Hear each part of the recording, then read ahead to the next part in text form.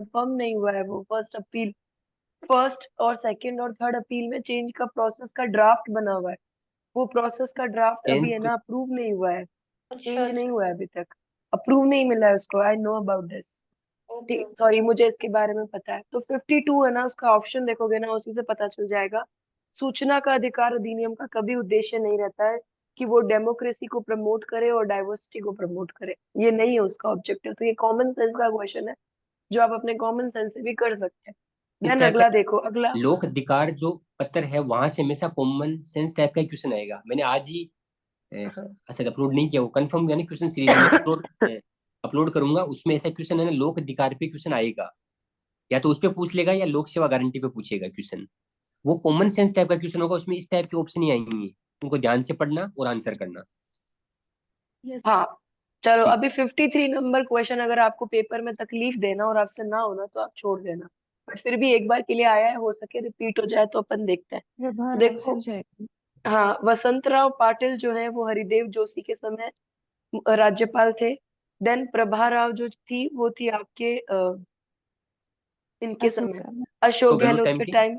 और राम नाईक जो थे ना वो आपके थे वसुंधरा इनके राजे। टाइम ही, वसुंधरा राजे के टाइम। और दरबारा सिंह जो थे वो थे भैरव सिंह शेखावत के टाइम।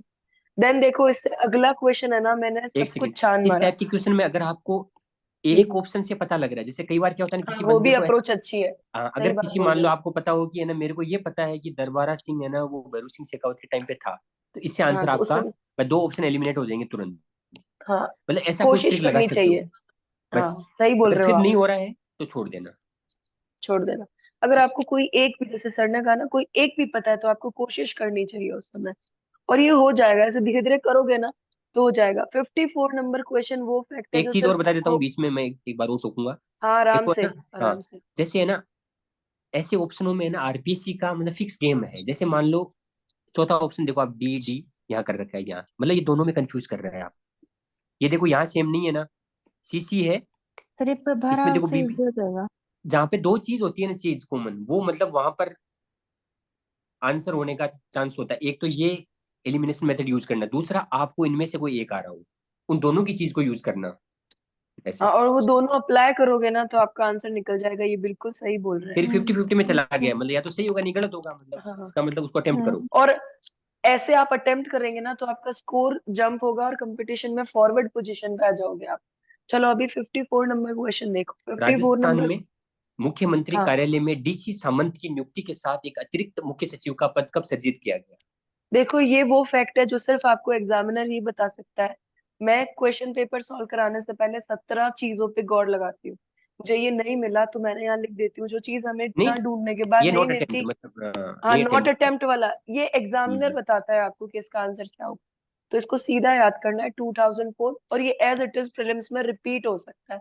तो उस समय हाँ ये हमें रिपीट ध्यान हो रखना सकता है है, कि 2000 क्योंकि रिपीट हो इससे सकता है। पहले 2021 के पेपर में एक आईएएस का कोई पूछा था, वो कौन से पद का हम्म, सृजन कब करके, कि वो जो आरएएस वाले हम्म, प्रमोट वाला है सिस्टम, ऐसा कुछ करके हम्म, क्वेश्चन पूछा था।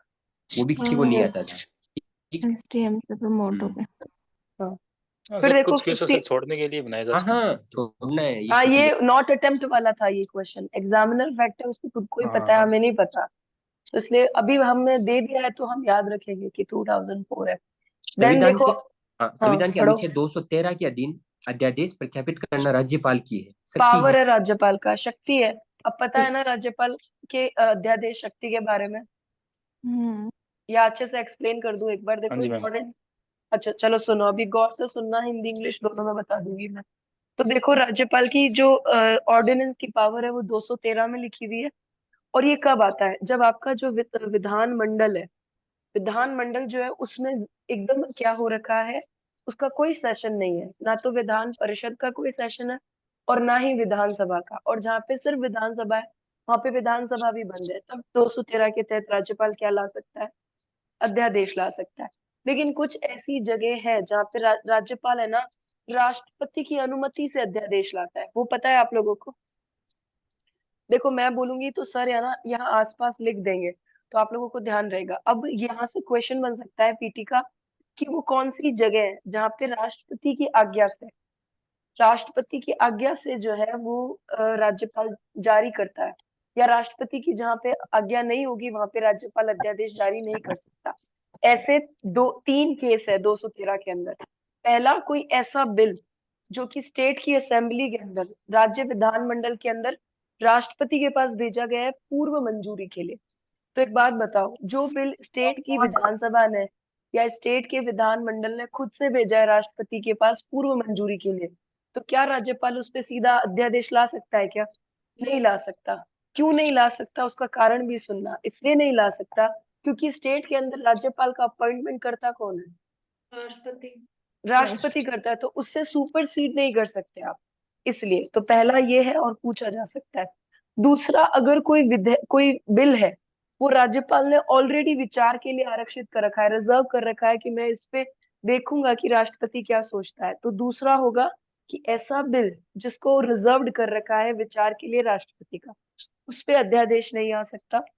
देन तीसरा, कि कोई बिल है जो राष्ट्रपति के पास आरक्षित होने के लिए रखा हुआ है और उसे राष्ट्रपति की जब तक अनुमति प्राप्त नहीं होगी तब तक नहीं मिलेगा। अब सारी चीज दोबारा से सुनना, फिर जो क्वेश्चन फॉर्मेट में मैं ट्रू फॉल्स पूछू उसका आंसर देना।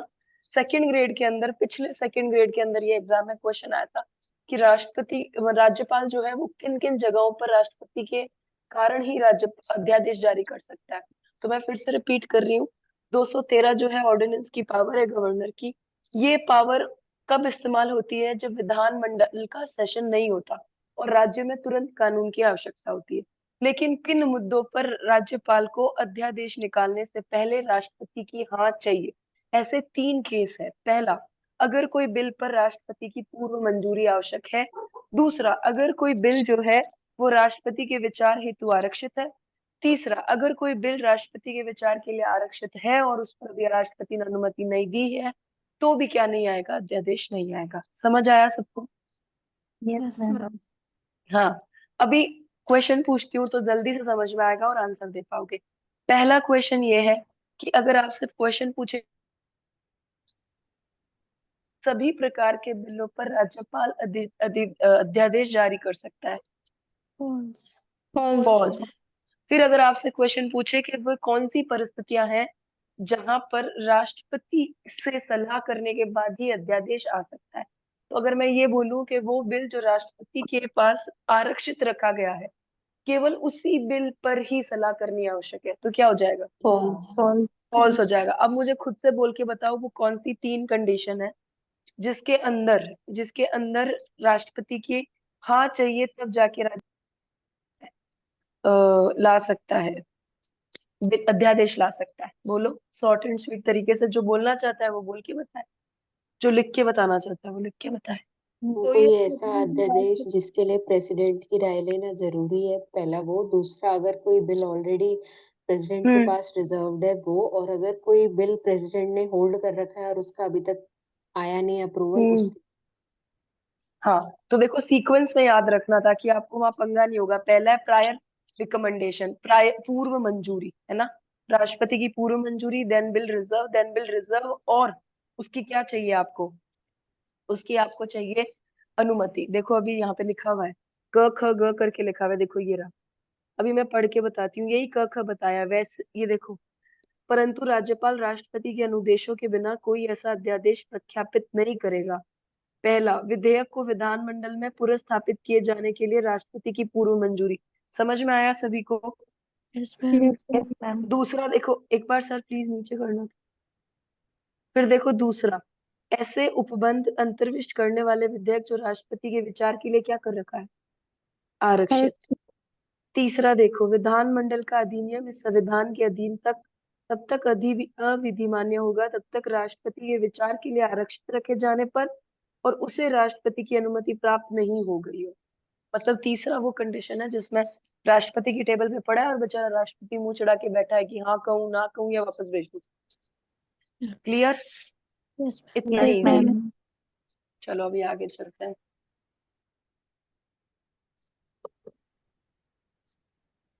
56 नंबर क्वेश्चन बहुत अच्छा क्वेश्चन है। अब 56 नंबर क्वेश्चन क्या कहता है आपको? कि भारत के संविधान की 12वीं अनुसूची के अनुच्छेद 243 के अनुसार नगर पालिकाओं का कौन सा विषय नहीं है? अब देखो ये क्वेश्चन है ना, मतलब ये पूछने लायक क्वेश्चन है। उसका रीजन है, पूरी जैसे नगर पालिका चलती है ना, उसकी गवर्नेंस मतलब कैसे वो काम करेगी, वो सारा डब्ल्यू में ही लिखा हुआ है, और उधर वाला लिखा हुआ है हम्म जी में, जो मतलब पंचायती राज का है, वो हम्म 243 जी में है। हम्म इसलिए क्वेश्चन पूछा गया है ना। वो एक्सप्लेन करती हूँ वो मैं वाला इसको। भी याद रखना और डब्ल्यू वाला भी याद रखना। अब उस पे हाँ कौन से विषय हैं वो विषय वहां लिख रखे हैं। अब ये कॉमन सेंस से होगा ये क्वेश्चन, याद हाँ नहीं होते अभी सारे विषय, कॉमन सेंस से होता है ये क्वेश्चन। देखो बहुत सिंपल सी बात है। 12वीं अनुसूची है ना, वो नगर पालिका से संबंधित है। उसके अंदर 18 सब्जेक्ट है, जो कि 243 सी से 243 डब्ल्यू तक रखे गए हैं। ठीक है, अब वो 18 जो सब्जेक्ट है ना, वो इतने कॉमन सेंस वाले हैं। ये बाजार और मेला है ना, ये कभी भी नगर पालिका का नहीं होता, ये पंचायती राज का होता है। ठीक है, बाजार और मेले। एक मिनट में इसमें दिखा देता हूँ आपको।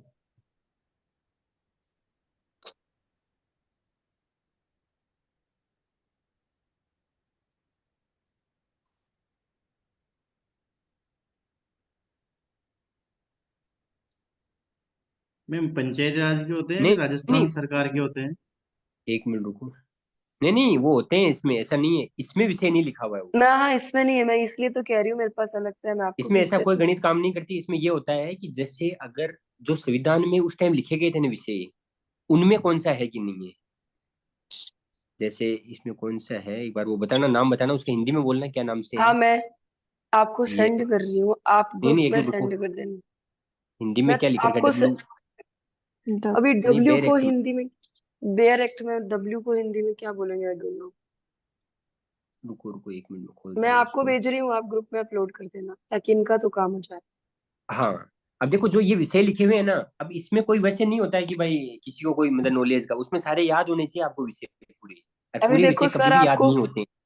भेज देंगे सर, हाँ आपको चिंता ना करें, अभी के हाँ, मैं अभी भेज देंगे। तो 12वीं आपको अनुसूची भेज के दिया वो मैंने। वो जो 11वीं अनुसूची के हैं जितने भी विषय हैं वो सारे याद होने चाहिए, लेकिन यहाँ पर कॉमन सेंस लगेगा। देखो क्या होता है ना, एक तो नगर हम्म पालिका के मुख्य कार्य होते हैं, पहले उनको हम्म करना जरूरी होता है। जब भी हम्म संविधान बना था ना, तब स्थानीय हम्म सुशासन को लागू किया भारत सरकार ने, तब बोला कि भाई ये काम तो पहले कंपलसरी है, जो होने चाहिए। उनकी सूची है वो 18 वाली, और ये जो 29 वाली है वो पंचायतों के लिए। तो इनमें आप ऐसे काम देखो जो इसमें कॉमन सेंस ऐसे लगेगा कि कौन से सॉरी। काम है जो मतलब ऐच्छिक है। एक तो होता है अनिवार्य कार्य, एक होता है ऐच्छिक कार्य। आप अपनी मर्जी से सोचो। पहले देखो, जन्म मरण संख्या की है ना, ये मेन काम होता है। भाई पूरा डेटा तो रहेगा ना उसका, नगर पालिका का, भाई कौन मरा, कौन जन्म, किसका जन्म हुआ, उसका बाकायदा पूरा रिकॉर्ड रहता है। ये ये मेन काम होता है नगर पालिका का। दूसरा काम है सड़क और पुल, ये भी होगा। अग्निशमन सेवाएं, ये तो मतलब, ये अब भी हो। इनके आधार पर है ना, इनमें जो बेस्ट ऑप्शन होगा ना, वो चौथा आंसर है कि ये नहीं करेगा, ऐसे ऐसे इसका आंसर हाँ निकलेगा। बाकी वो सारे विषय आपको याद भी नहीं करने हैं, कॉमन सेंस से बस दिमाग में रखना है। लेकिन जो ईओ की तैयारी कर रहे हैं, पार्ट बी, उनको सारे विषय याद होने चाहिए, उनके लिए क्वेश्चन वैसे। हम्म। ठीक है, आगे चलो। अभी देखो मैंने सर को भेज दिया है, वो हाँ आपको मैं भेज भेज दूंगा देंगे वो। अभी। हाँ, एक बात और याद रखना, इसमें जो हाँ याद रखने वाली चीज है, अगली बार आपसे क्या क्वेश्चन पूछेगा, भारत के संविधान की 11वीं अनुसूची के अनुच्छेद 243 जी, जी यानी गांव, इसलिए विलेज, जी आएगा, जी यानी गवर्नेंस, ऐसे कुछ करके याद कर लो। जी वर्ड लिखा हुआ आ जाएगा, फिर नीचे आ जाएगा कि कौन सा विषय पंचायती राजा, कौन सा विषय नहीं है, फिर ऑप्शन दे देगा ऐसे। ये क्वेश्चन भी आया हुआ है। हाँ, और ये चलो क्वेश्चन आगे पूछना बढ़ो। मतलब प्रिडिक्शन है, ये क्वेश्चन पूछता है ऐसा। हम्म। अभी 57 नंबर क्वेश्चन को पढ़ो। लेकिन एक बात और बता देता हूँ, बीच में और ऐड कर दूं, पंचायती राज अपने स्टेट पॉलिटी में दिया हुआ है। तो स्टेट पॉलिटी से लिंक करके पूछेगा, याद रखना, ऐसा क्वेश्चन कम चांस होता है पूछने का। स्टेट पॉलिटी से लिंक करेगा क्वेश्चन, क्योंकि वो राजस्थान की पॉलिटी में दे रखा है, न कि भारतवाड़ी में। ठीक, आगे चलो। राजस्थान 50। उच्च न्यायालय की जोधपुर प्रधान पीठ के क्षेत्राधिकार में कितनी ये सीट है, मतलब कितने हाँ, वो आते हैं कोर्ट के क्षेत्राधिकार जजशिप में। कितनी है? हाँ, अब इसी गौर तरह। से सुनना, हम्म, राजस्थान के अंदर है ना टोटल 35 जजशिप एरियाज है। 35 है टोटल जजशिप एरिया। न्यायिक हम्म, क्षेत्र जो है ना, जजशिप जो है 16। 35 है। 19 जो है वो जोधपुर के पास है, और 16 जो है जयपुर के पास है। लेकिन इस साल याद रखना, राजस्थान हाईकोर्ट रूल्स 1952 है एक, जो 1 अक्टूबर 1952 से लागू है राजस्थान में। उसके अनुसार जो जजशिप होनी चाहिए ना राजस्थान में, वो 36 होती है। तो अगर आपको पीटी में ये पूछ लेना, इसी का डेरिवेटिव पूछ ले कि राजस्थान हाईकोर्ट रूल्स 1952 के अकॉर्डिंग कितने न्यायिक क्षेत्र या जजशिप होनी चाहिए टोटल, तो वो होनी चाहिए 36। और अभी राजस्थान में खुद ने सरकार ने कितनी तय कर रखी है, 35 तय कर रखी है। उसमें से 19 जोधपुर में है और 16 जो है वो जयपुर में है। फिर देखो 58 नंबर क्वेश्चन। 58 नंबर क्वेश्चन बहुत इजी है, सचिवालय से जुड़ी हुई है और मेंस के लिए भी बराबर इंपॉर्टेंट है। एक अब बात और देखो बता देता क्या, हूँ, बीच में ऐड करता हूँ, जो उच्च न्यायालय है ना, आपसे उच्च न्यायालय स्टेट पॉलिटी में दे रखा है, तो हमेशा जो क्वेश्चन पूछेगा ना वो स्टेट पॉलिटी से लिंक करके पूछेगा, उस वे में ही तैयार करना उसको। ठीक, चलो आगे। 1963 में राजस्थान प्रशासनिक सुधार समिति। अब ये देखो, ये क्वेश्चन कहाँ से पूछा है, वो सेम वो चीज जो मैं बता रहा था आपको, पबेड वाली बुक का जो चैप्टर दे रखा है ना, वहां से इसमें क्वेश्चन है नहीं है ये। पर ये, और उसमें ये है, रिपोर्ट की ऐसे नहीं सिफारिशें है, नहीं है, सिफारिशें नहीं है लिखी उसमें हुई है, ये। अजय लिखी हुई है। एथिक्स वाला है ना, उसमें लिखा हुआ है, एथिक्स का चैप्टर अलग से, नीति शास्त्र नाम से, उसमें हो पबेड का, जो सकती है मैंने तीन अपलोड भी पकड़ किया। वाले में। हाँ उसमें है, मेंस वाले ग्रुप में अपलोड किया था मैंने, उसमें है। समिति द्वारा सचिवालय के संबंध में दिए गए सुझावों के बारे में कौन सा ये नहीं है, ये कॉमन सेंस हाँ, टाइप का है। अब देखो बहुत सिंपल है। 1963 वाली जो समिति है ना, वो पहली समिति है जिसको हरिश्चंद्र माथुर समिति के नाम से भी जाना जा सकता है, जाना जाता है। अब इसमें याद रखना है, इसमें इसने 4 बातें कही थी, ये चारों है ना आपको मेंस में भी पूछ सकते हैं 5 नंबर के अंदर। तो इसने पहली इंपॉर्टेंट बात कही थी कि सचिवालय को हमेशा ना इम्पोर्टेंट भाग ही देने हैं। पहली बात कि सिर्फ जो इम्पोर्टेंट चीजें हैं वही दो। अगर काम में विलंब हो रहा है ना, तो हरिश्चंद्र माथुर जी ने कहा था कि अधिक अधिकारी लगा दो और काम को फटाफट करो। और ये कॉमन सेंस की बात है कि अगर काम में देरी हो रही है तो आपको मैन पावर ज्यादा लगानी पड़ेगी। फिर जो इन्होंने पूछा है कि सचिवालय के अंदर जो सचिव और डिप्टी सेक्रेटरी होता है ना, उनको आपको 4 वर्ष तक पोस्टिंग देनी है, लेकिन मैक्सिमम है ना 5 वर्ष से अधिक नहीं होना चाहिए। ये जो 5 वर्ष से अधिक नहीं होना है ना, उसको उन्होंने चेंज कर दिया, 3 वर्ष से अधिक नहीं होनी चाहिए, जबकि यहाँ पे होगा 5 वर्ष से अधिक नहीं। ठीक, फिर इन्होंने कहा कि जो भी सचिव बनाओ ना आप, उसको सीनियोरिटी कम मेरिट, किसके आधार पे बनाना है, सीनियोरिटी कम मेरिट। सिर्फ सीनियोरिटी के आधार पे आपको सचिव नहीं बनाना, आपको सीनियोरिटी कम मेरिट के आधार पर, वरिष्ठता से ज्यादा वरीयता के आधार पर सचिव बनाना है, सिर्फ वरिष्ठता के आधार पे नहीं बनाना है। ये 4 सिफारिशें 1963 की हरीश चंद्र माथुर समिति ने दी थी, जिसको हम राजस्थान प्रशासनिक सुधार समिति भी कहते हैं। अब देखो फिर इसमें कॉमन सेंस कैसे लगेगा, इसमें देखो राजनीति की बातें नहीं की हुई है, मतलब राजनीति को ध्यान में रखते हुए बात नहीं की है भाई, है ना। वरिष्ठता वाला कॉन्सेप्ट नहीं चलेगा, योग्यता पर चलेगा। मतलब अच्छी, हमेशा कोई सुधार समिति होती है ना, वो अच्छी बातें ही बताती है, मतलब जो जनता की फेवर की हो। तो इसमें देख लो भाई, ये सारी बातें जनता की फेवर की लिखी हुई है या नहीं। फिर उसका इम्प्लीमेंट तो हमेशा राजनीतिक तरीके से ही होता है, कि जो अपना आदमी होगा उसी को लगाया जाएगा, या जैसे इस टाइप से। तो हाँ, वो अभी फिर देख से लो। सुनना। मैंने आपको मुख्य सचिव के अंदर बताया था कि प्रकोष्ठ सिस्टम किसने लागू किया था, किसने लागू किया था प्रकोष्ठ सिस्टम, फिर से बताओ मुझे। भगवंत भगवंत सिंह सिंह मेहता। मेहता। लेकिन उसके बाद, हाँ भगवंत सिंह मेहता करेक्ट है, लेकिन याद रखना प्रकोष्ठ सिस्टम को रिप्लेस किया था मोहन मुखर्जी ने ग्रुप सिस्टम से। ये प्रीलिम्स में आ सकता है। और आज भी सचिवालय के अंदर ग्रुप सिस्टम चलता है। तो 1969, ये राजस्थान के प्रशासनिक सुधारों में ही आता है।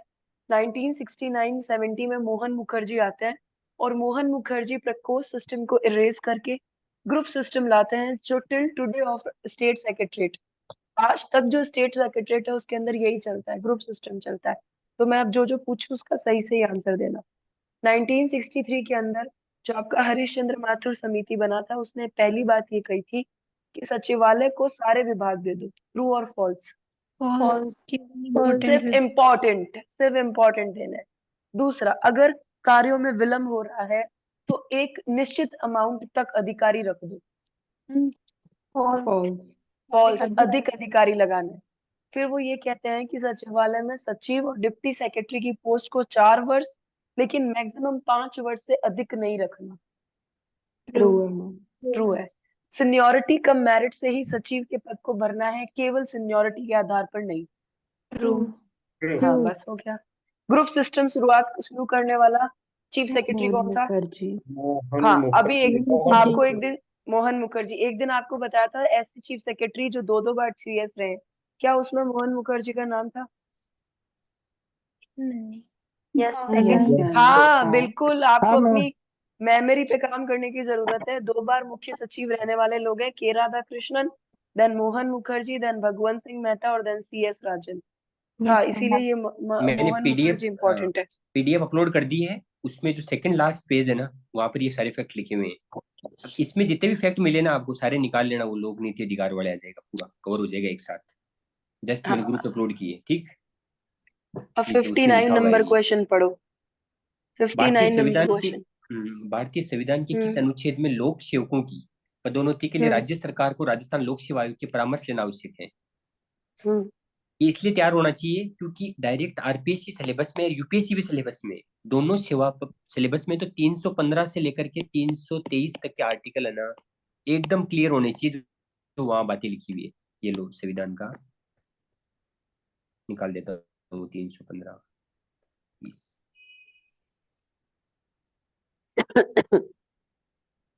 320 Yes. 20। ये कोई ज्यादा लंबा चौड़ा नहीं है। देखो एक पेज तो ये है, 1 2 3 4 5 और ये 6 7 मान लो, यहाँ 7 तक आपका सारी चीजें क्लियर हो जाएगी। क्वेश्चन यहीं से ही पूछेगा, वो पक्का है। दो आयोग क्लियर हो रहे हैं आपके, आरपीसी भी क्लियर हो रहा है, यूपीएससी भी क्लियर हो रहा है। एग्जाम क्लियर नहीं हो रहा मतलब ये आयोग क्लियर हो रहा है ना, ठीक। ये इसका 320 का 3 देख लेना, ये रहा 320 का, ये रहा 320 का 3। ये जो बात लिखी हुई है यहाँ से लिंक कर लेना। अब बता दो आप जो भी। हाँ, अभी देखो ये सही है। 59 जो नंबर क्वेश्चन है ना, उसके अंदर याद रखना है कि जब भी है ना सरकार को राजस्थान लोक सेवा आयोग से परामर्श लेना होता है तो 320 3 काम में आता है। अब देखो 320 का जो हेडिंग है ना वो यही है कि आरपीएससी के काम। ऐसे याद रखना कि आरपीएससी को 20 काम होते हैं, ठीक है। तो 20 से काम है। फर्स्ट काम क्या है आरपीएससी का? पहला 320 का सबसेक्शन फर्स्ट, वो ये है कि स्टेट की जो नियुक्तियां होगी ना उसकी परीक्षा जो है वो राज्य आरपीएससी कराएगा। देखो इसमें लिखा हुआ होगा, मैं जूम करके बता देती हूँ, इसके अंदर ही पढ़ के बता देती हूँ इजी करके। मोटा मोटा काम क्या होता है, जैसे देखो एक तो भर्ती प्रक्रिया वगैरह होगी, जो मतलब अ, अधिकारी टाइप की जो वैकेंसी होती है, जैसे अपने है ना यहाँ पर जितने भी राज्य लोक सेवा आयोग है ना, वो 4200 ग्रेड पे के ऊपर की वैकेंसियां करवाता है। उसके उसके अलावा जितनी वैकेंसियां हैं वो ये बोर्ड करवाता है। इसको प्रैक्टिकल में समझने का, जब भी कोई प्रमोशन होगा है ना, ट्रांसफर नहीं, वो आपको फंसाने के लिए ट्रांसफर वर्ड यूज करेगा। ट्रांसफर नॉर्मल ये कर देती है, गवर्नमेंट करती है हमेशा। लेकिन जब प्रमोशन होगा, जैसे मान लो आरएफएस से आईएफएस बन रहा है या कोई आरपीएस आईपीएस बन रहा है, तो इस टाइप से उस चीज में ये दखलंदाजी करेगा, जो सब बातें यहाँ लिखी हुई है।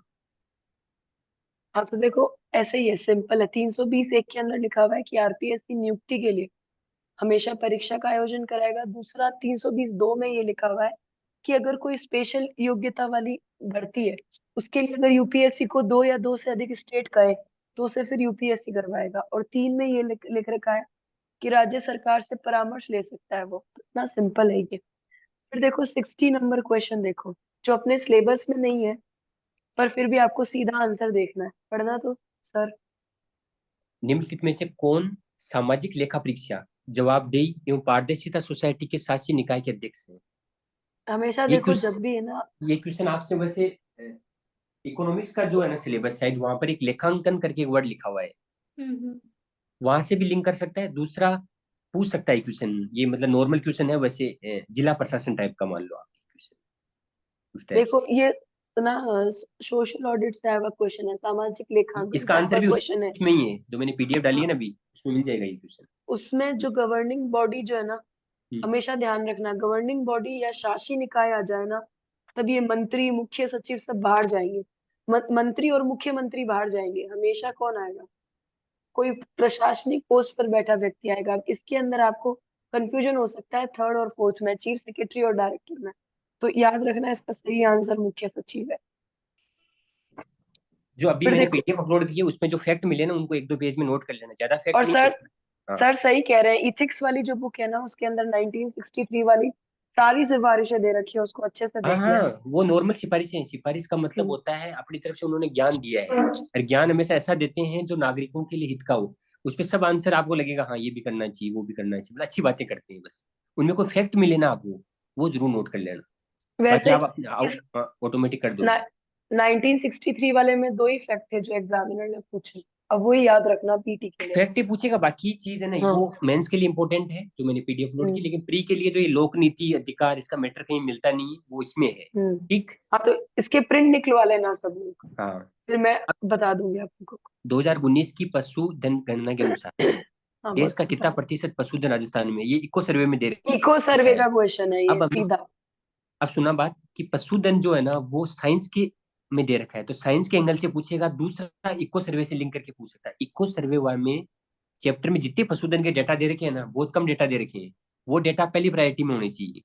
जैसे बकरियों का कितना प्रतिशत है, भेड़ का कितना है, उसमें ना दो दो का परसेंटेज का चेंज है। 8, 10, 12 और 14 ऐसे करके है ना। ये 7 पॉइंट कुछ है, ये 9 पॉइंट कुछ है, ये 12 पॉइंट है, 13 पॉइंट ऐसे करके है। वो देख लेना सारे, वो याद हो। और पशुधन का प्रतिशत कितना है तो 10.60। बाकी आप बता दो वो जो टेक्निकल। उसके अलावा साइंस की चीजें जैसे मैंने कल भी बताया, देखो ये टॉपिक वापस आ गए हैं, तो ये तुरंत तैयार होना चाहिए। हाँ अनुसंधान के अंदर है। उसके अलावा जो भी चीजें न्यूज में रही है अभी कोई साइंस के पॉइंट ऑफ व्यू। करो आगे कंटिन्यू। अगला क्वेश्चन पढ़ू। इकोनॉमिक सर्वे जो सर ने दिया है ना बोल्ड करके, वो बेस्ट है। लगभग सारे क्वेश्चन जो अभी आप देखोगे ना इकोनॉमिक सर्वे के, वो वहीं से उठे हुए हैं। तो वो जो पीडीएफ बोल्ड करके दी है उसको रीड कर लेना। फिर 62 नंबर क्वेश्चन देखो। लाडो प्रोत्साहन योजना के अंतर्गत गरीब परिवार को बालिका के जन्म पर कितने का सेविंग बॉन्ड दिया जाता है। एक अब लाख देखो। एक बात क्लियर कर दूं, राजस्थान में जो अब नई योजनाएं आएगी ना, जब से भजनलाल सरकार बनी है उसके बाद में जितनी योजनाएं आई है, जिनमें मोदी को जैसे लखपति दीदी, लाडो प्रोत्साहन योजना, ऐसी योजना आपसे एग्जाम में पूछेगा, न कि पुरानी वाली या जो बीजेपी गवर्नमेंट ने स्टार्ट की है, न केवल वही योजना पूछेगा। याद रखना, केवल वो नहीं, मतलब ज्यादातर वो पूछने का चांस है, तभी ये क्वेश्चन पूछा है इन्होंने। ये इनका दिमाग है। आपको कहीं पर भी ऐसी योजना नहीं दिखेगी जो कांग्रेस सरकार की हो। दूसरा आप दिमाग में ये रखना, जैसे है ना प्रधानमंत्री पीएम श्री योजना हो गई, स्टार्स योजना हो गई, अन्नपूर्णा फूड वाली हो गई, ऐसा कुछ योजना। एक राष्ट्रीय योजना थी 2016 की, 1 जून 2016 वाली, वो पूछने के चांस है। तो वो योजनाएं हैं जो इस गवर्नमेंट की है ना, वो एक भी मत छोड़ देना। उनके मतलब स्टेटमेंट भी याद होनी चाहिए आपको। बताओ इसमें कोई इंपॉर्टेंट। हाँ मैं बताती हूँ। जो राष्ट्रीय योजना थी ना जो वसुंधरा राजे ने शुरू की थी अपने फर्स्ट टेन्योर के अंदर, राष्ट्रीय योजना जिसमें 50,000 रुपए देते थे, उसी राष्ट्रीय योजना का नाम बदला, लाडो प्रोत्साहन योजना कर दिया। ठीक है। वही है क्या, ये मेरे को नहीं हाँ पता वही अच्छे है। लाडू। हाँ तो वो राष्ट्रीय क्वेश्चन मैंने योजना जैसे का इको नाम। सर्वे करवा रहा था, तब मैंने बताया था आपको, किसी को याद हो तो, कि राष्ट्रीय पर कंफर्म क्वेश्चन पूछेगा वो। अब वो क्वेश्चन पूछने के लिए उन्होंने देखो ये नया तरीका ढूंढ लिया, मतलब उसका हाँ नाम नूम बस चेंज वही कर है। लिया वो सही बात है वापस। वही है। तो राष्ट्रीय योजना का नाम बदल के राडो प्रोत्साहन योजना कराया। 50,000 से राशि बढ़ा के 1 लाख की है। अब सुनते जाना। 7 किस्तों में दी जाएगी। पहले तो ये था राष्ट्रीय योजना के अंतर्गत कि सिर्फ सरकारी स्कूल की बालिकाओं को लाभ मिलता था, लेकिन अब सरकारी स्कूल के साथ निजी स्कूल की बालिकाओं को भी दिया जाएगा। तो पहली इंपॉर्टेंट बात ये प्रीलिम्स के लिए। दूसरा, ये सभी वर्गों की लड़कियों के लिए, चाहे वो जनरल हो, एससी हो, एसटी हो, ओबीसी हो। मतलब कहीं तो सरकार को जनरल की भी पड़ी है, वरना सरकार कभी जनरल का इतना ध्यान नहीं रखती। अब इसका उद्देश्य क्या है? जनरल इसका में भी उद्देश्य उनका केवल जो सोशियो नहीं, इकोनॉमिक कास्ट सेंसस में ना है ना ना, केवल है। यहाँ पे ईडब्ल्यूएस नहीं लिख रखा है लाडो प्रोत्साहन योजना में। वहाँ पे अच्छा, क्लियर लिख रखा है कि कोई धर्म, जाति, वंश को नहीं देखा जाएगा, किसी वर्ग को नहीं देखा जाएगा। चेंज कर दिया होगा फिर। बस हाँ हाँ चेंज कर दिया। उसका ठीक फीमेल है। होना जरूरी है, लड़की होना जरूरी है, किसी भी क्लास से हो, किसी भी कास्ट से हो, किसी भी धर्म से हो। ये बहुत बड़ी बात है राजस्थान गवर्नमेंट की। हाँ ये क्वेश्चन कंफर्म है, मतलब ऐसा क्वेश्चन आएगा ये पीटी के अंदर। पक्का आएगा ये क्वेश्चन। और जो फिर मैं इसका क्वेश्चन बोल रहा हूँ ना, देखो मैं सारे क्वेश्चन के लिए कभी पक्का नहीं बोलता हूँ। कुछ क्वेश्चन बोल दो ना, वो तो वो दिमाग में रख लेना, वो आएंगे क्वेश्चन, फिर वो आते हैं। ऐसा क्वेश्चन जैसे मैंने राजश्री का बोला था, वो इधर नाम चेंज करके पूछ लिया इन्होंने। मम्मी गरीब कैसे डिसाइड करेंगे? कोई आय का कुछ दिया है क्या इसमें? हाँ मैं बता रही हूँ ना, पहले आप सारी सुनो फिर हम्म, हम्म। हाँ अब उद्देश्य ध्यान रखना। उद्देश्य में ये ध्यान रखना है कि इसमें लड़की के जन्म को वही है प्रोत्साहन देना, उसके एजुकेशन और हेल्थ पर ध्यान देना। और जब तक वो 18+ नहीं हो जाए तब तक उसका खर्च जो है वो सरकार उठाएगी। इस बार एक चेंज कर दिया है कि पहली और दूसरी किस्त जो लेगा ना, उसी को आगे की किस्त मिलेगी। अब किस्तों में भी बदलाव हुआ है। पहली जो किस्त है उसमें है 2500, 2,500 जो जन्म पे मिलेंगे, जो सरकारी अस्पताल में या फिर सरकारी मान्यता प्राप्त जो हॉस्पिटल है उस पे जन्म होना चाहिए। फिर सेकंड जो संस्थागत प्रसव किस्त होना है, जरूरी है कंडीशन। हाँ संस्थागत प्रसव। सेकंड टीकाकरण पे मिलती है, फिर से वही है 2500। तो पहली और दूसरी किस्त 2500 की है, तीसरी किस्त 4000 की है, तीसरी किस्त 4000 की है। वो आपको पहली कक्षा में जब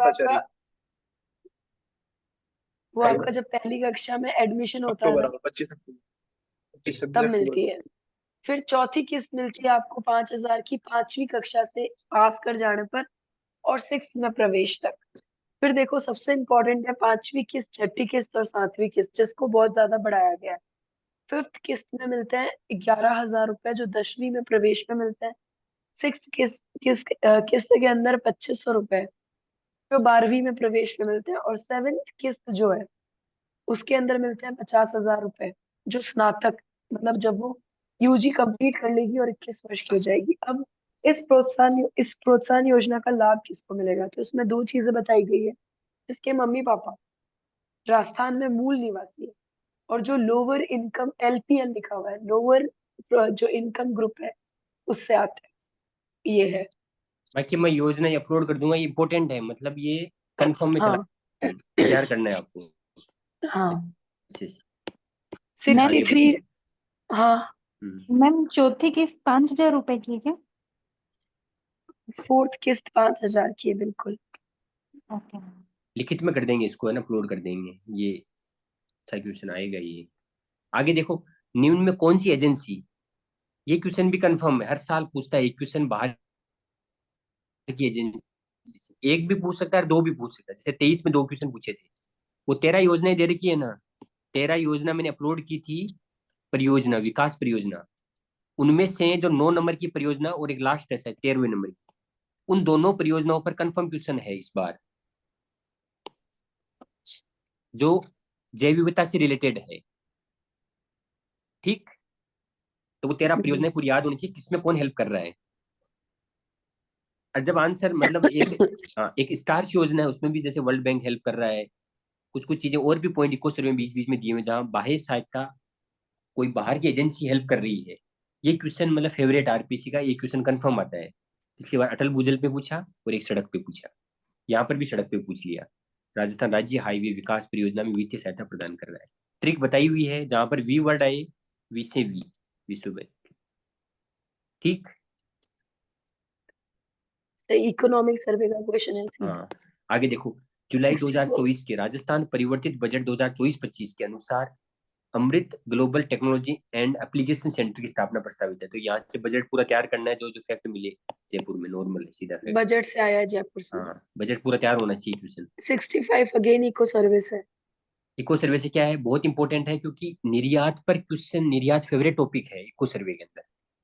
और उसमें भी मैं बार बार आपको बोल रहा हूँ, हस्तशिल्प पे क्वेश्चन पूछता है आरपीसी, घुमा फिरा के इधर उधर से ले आएगी उसको बीच में, तो यहाँ ले आई है। वित्तीय वर्ष 2023-24 के अनुसार राजस्थान के कुल निर्यात में हस्तशिल्प क्षेत्र का योगदान कितना है। क्योंकि क्या होता था, जैसे केवल पहले निर्यात पूछता था, जैसे एक बार असिस्टेंट प्रोफेसर ने पूछा था कि भाई 51,000 करोड़ का होता है निर्यात, फिर दूसरा ऑप्शन था 5100 करोड़, तो ऐसे दूर दूर ऑप्शन था। उसके बाद में शायद अगले डेटा में 71,000 हो गया, 71,999 ऐसे कुछ। तो अभी लेटेस्ट वाला भी देखना है कितना करोड़ हो गया। उसके अलावा हर सिर्फ 83,000। इंपोर्टेंट है, कितना हो गया। 83,704। हाँ तो 83,704। हाँ तो ये 744 से छोड़ दो आप, 83,000, ये वर्ड याद होना चाहिए, 83,000 के आसपास है मामला। उसमें भी देखो अंदर चला गया है अब थोड़ा सा, क्योंकि वो तो पूछ पूछ के थक चुका। अब हस्तशिल्प के अंदर चला गया, तो वहां से 9% सर है। लेकिन ये उसके अलावा फैक्ट सर आपको उसमें निर्यात का ये सर ये परसेंटेज नहीं दे रखा उसमें। दे रखा है, मैं बताऊं परसेंटेज नहीं आपको। दे रखा। नहीं मैं दे रखा है, बताऊं ऐसे आपको कैसे। दे रखा है, दे रखा है। शुरुआत का जो टॉपिक है ना, सबसे आगे ही आगे, जहाँ पे लिख रखा है ना, ये राजस्थान अपलोड कर में दूंगा जो मैं, कर दूंगा अभी। सारांश, हाँ कर दूंगा। सारांश है ना, वहां पे दे रखा है निर्यात में एक गोल कलर का टेबल बन रखा है, वही दे रखा है उसमें देखो कोई 9.5। चीज है ना, हाईलाइट चीज पूछता है हमेशा, ऐसे नहीं पूछेगा आपसे। देखो इसमें ऐसे नहीं पूछ लेगा हर कोई, कुछ पूछ लिया अगले ने। और यहाँ पर ये कंफ्यूज इन दो ऑप्शन में कर रहा है। देखो आप इस चीज को पकड़ो, अब इसमें जैसे मान लो मैं अटेम्प्ट करूंगा ना, मेरे को भी नहीं पता इस चीज में कितना है, तो मैं इन दो को तो काट दूंगा, अगला है ना 9.5। चौन चौन में कंफ्यूज कर रहा है मेरे को। मैं आपको सारे बताऊं, आप नोट कर लो। लो मैं मैं इस भी बात बता को देती पकड़ूंगा, हूँ। भाई चौन चौन में कंफ्यूज कर रहा है ये। नहीं नहीं मैं अपलोड कर दूंगा अजी, रहने दो नहीं, मैं वो, बता वहाँ देती हूँ ना अपलोड कर एक बार। दूंगा मैं, रहने दो, क्योंकि वो बोलोगे 19.8। नहीं नहीं, बोलने मैं से बोल ऊपर नीचे हो जाएगा डेटा, ठीक नहीं होता। अच्छा ठीक है, ठीक है।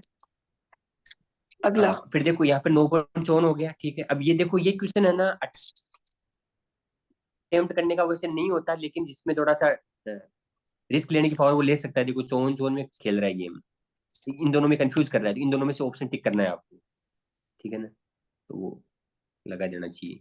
लेकिन निर्यात वाला टॉपिक अच्छे से कवर होना चाहिए। देखो 2023 में भी क्वेश्चन पूछा, 21 में भी पूछा है, याद है ना, निर्यात पे क्वेश्चन पूछा था, मिशन निर्यातक बनो।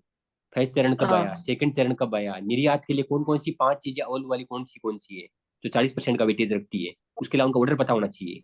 उसके अलावा निर्यात में कितना वो करोड़ का हो रहा है वो पता होना चाहिए, क्योंकि अभी इंडस्ट्रियल वाला जो ये समिट हो रही है ना, इन्वेस्ट समिट, इसकी वजह से क्वेश्चन मतलब पूछने का चांस है, पूछेगा।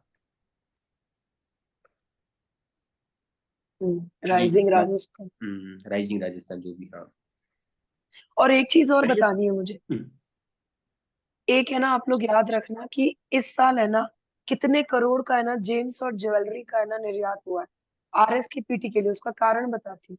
देखो, मैंने एक दिन है ना न्यूज में देखा था। न्यूज के अंदर है ना एक कोई प्रीमियम B2B शो हुआ था, जिसमें मुख्यमंत्री भजनलाल शर्मा गए हुए थे।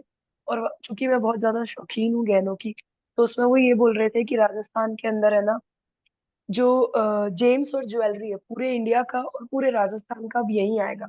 और उन्होंने स्पेशली अपने भाषण के अंदर बोला था 11,1183 करोड़ जो है हमारा अभी एक्सपोर्ट है राजस्थान से बाहर की तरफ। तो ये 11,1183 जो करोड़ रत्न आभूषण का निर्यात है ना, वो याद रखना, उसका परसेंटेज भी याद रखना।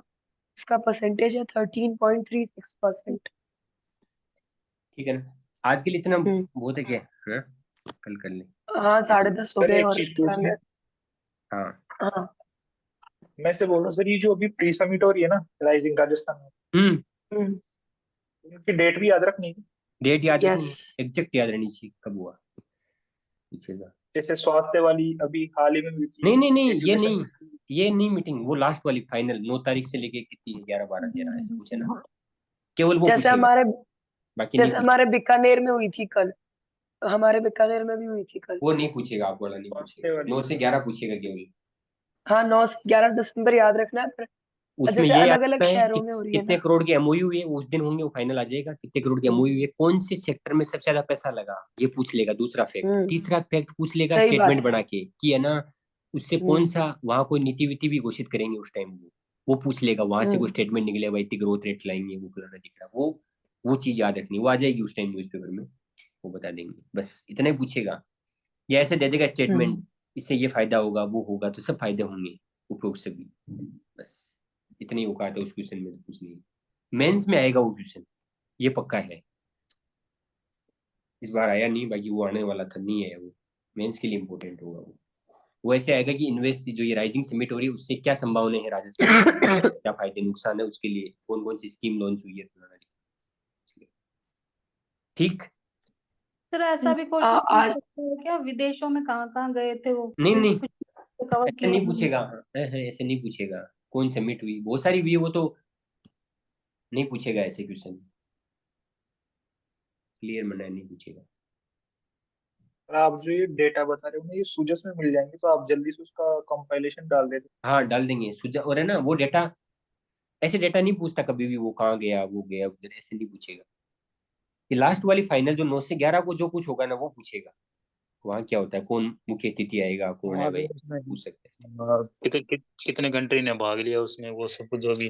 हाँ कंट्री वगैरह, या जैसे कितने करोड़ का मूवी हुआ, जैसे पिछली बार से 10.41 करोड़ का हाँ ऐसे हुआ था, वो डेटा मतलब वो बार बार घूम रहा था अखबारों में, वो इस टाइप का पूछता है। किस सेक्टर में हुआ था, जैसे सोलर में हुआ था पिछली बार, तो ऐसा स्टेटमेंट दे देगा भाई हाँ सोलर में हुआ।